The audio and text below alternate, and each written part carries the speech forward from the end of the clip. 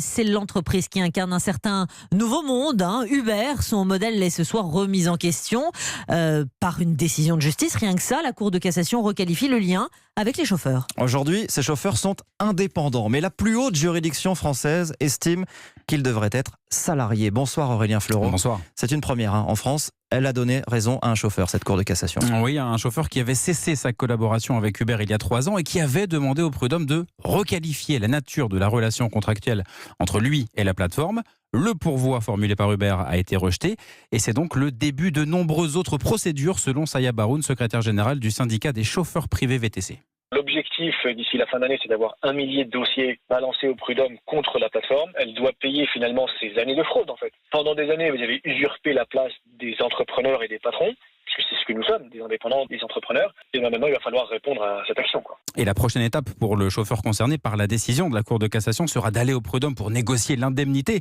qu'Uber devra lui verser. Mais pour la plateforme, qui revendique près de 30 000 chauffeurs actifs en France, ce type de procédure doit rester minoritaire. Steve Salom, directeur général d'Uber France. On ne pense pas du tout qu'on est dans une situation où on va avoir des vagues de chauffeurs à demander à requalifier leur contrat.